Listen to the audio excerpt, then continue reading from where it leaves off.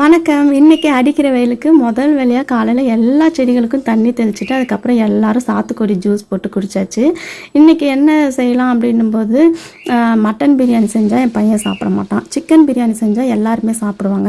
ஆனால் வெயிலுக்கு சூடு தான். ஆனால் இருந்தாலும் என்னால் கிச்சனில் நின்று எல்லாருக்கும் 2 விதம்லாம் இந்த வெயிலில் பண்ண முடியாது. அதனால் நான் ஒரேடியாக சிக்கன் பிரியாணியை செய்துடுறேன் அப்படின்ட்டேன். வேறு என்னங்க பண்ணுறது? இந்த வெயிலுக்கு நம்ம தான் வேலையை குறைச்சிக்கணும்.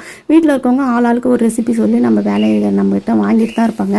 இல்லை என்னால் இதான் முடியும் இதான் முடியாதுன்ட்டு நம்ம தான் சொல்லி நமக்கு நம்ம தான் பேசிக்க முடியும். அவங்களுக்குலாம் அதெல்லாம் தோணவே தோணாது இல்லைங்களா?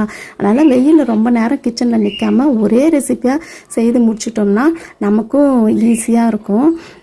நம்ம கஷ்டம் வந்து அவங்களுக்குலாம் புரியாது, சமைக்கிறவங்களுக்கு தான் அந்த கஷ்டம் புரியும். அதனால் நிறையா சமைக்கும் போது நிறையா தண்ணி குடிங்க. நான் சிக்கன் பிரியாணி செய்தன்றதுனால நல்லா நிறைய ரைத்தா ஒரு வெள்ளரிக்காவும் நல்லா பெரிய சைஸ்க்கு கட் பண்ணி வச்சுட்டேன். நாளைக்கு பார்க்கலாம்.